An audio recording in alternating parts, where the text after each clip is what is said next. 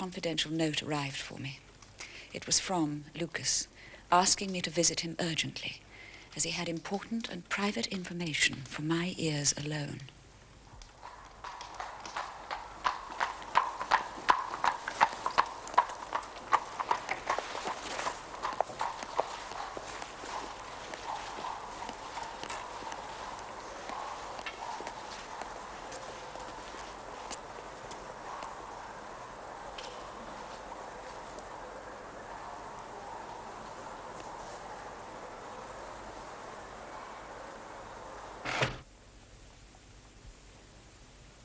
He had obtained, in some way, a letter of mine, Mr. Holmes. An indiscreet letter, written before my marriage. Foolish letter, the letter of an impulsive, loving girl. I meant no harm, yet my husband would have thought it criminal. Had he read that letter, his confidence would have been forever destroyed. It's years since I wrote it. I thought the whole matter was forgotten.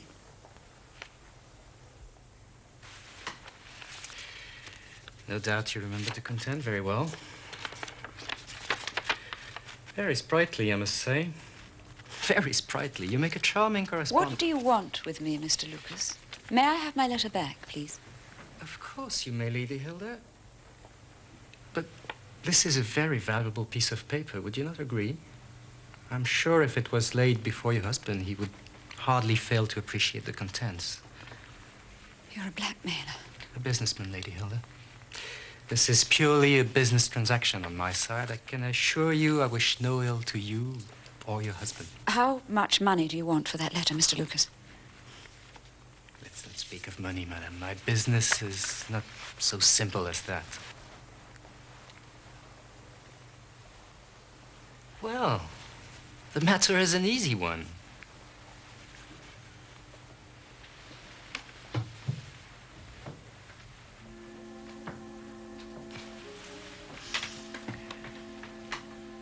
Every evening, when your husband returns from his ministry, he brings with him his private dispatch box.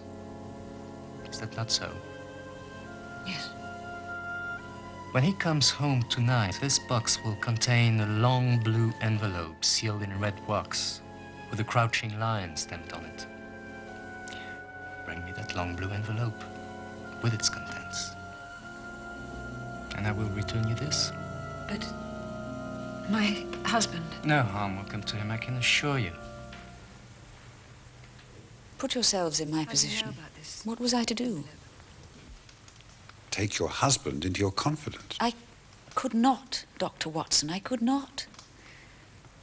On the one side seemed certain ruin.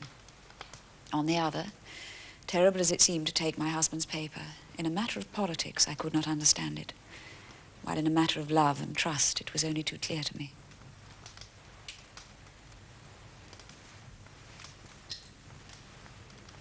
I did it, Mr. Holmes. I did it. I invented a story about going to the theater.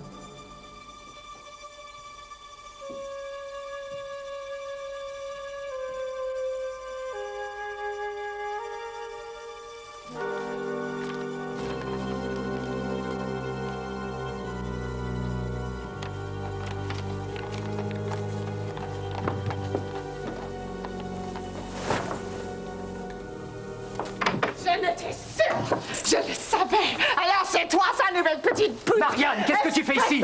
Marianne, tu sais bien que tu n'as pas le droit de quitter l'hôpital, arrête. Je suis sa femme. Marianne, ça suffit.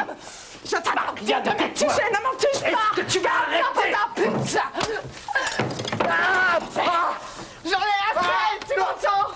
Je te pardonnerai jamais.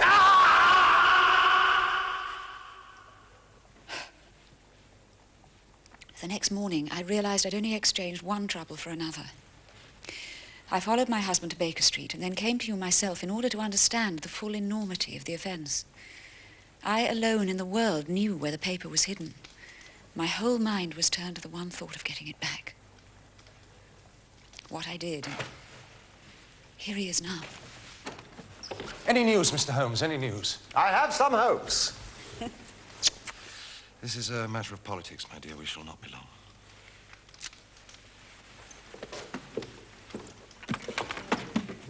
The Prime Minister is lunching with us. May he share your hopes? He has nerves of steel, and yet I know that he's hardly slept since this terrible event. Mr. Holmes has some news for us, sir. Ah.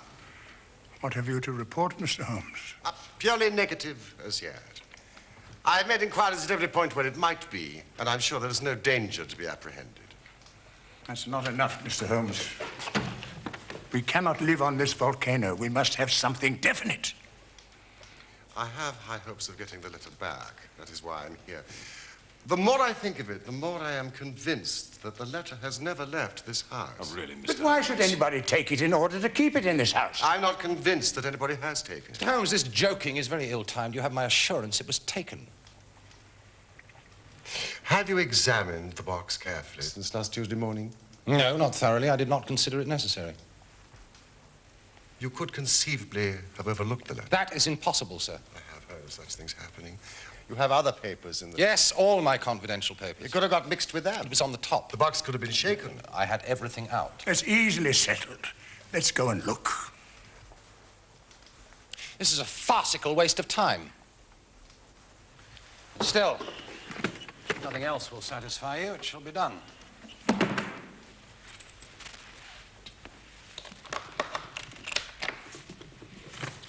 Here you are, all my confidential papers, as you can see. It's a letter from Lord Merrow, report from Sir Charles Hardy, memorandum from Belgrade, that's the one we were discussing this morning, Prime Minister. Note on the Russo-German grain taxes, letter from Madrid, note from Lord Flowers on...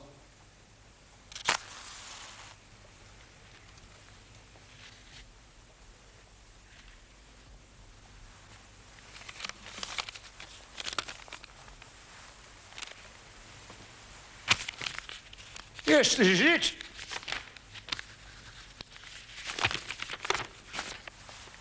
And the letter is intact. Remarkable. This is inconceivable. Impossible, Mr. Holmes. Hilda! How did you know it was here? Because I knew it was nowhere else. I cannot believe my eyes. Hilda, we have found the letter. I know it is difficult for you to understand, but it is the most wonderful news. It's quite extraordinary. I went through every paper in here. I checked and I rechecked. It's incomprehensible that I should have overlooked it in this manner.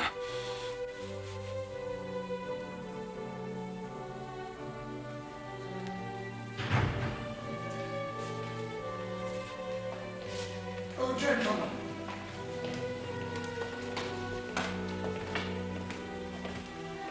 Come, but there's more in this than meets the eye.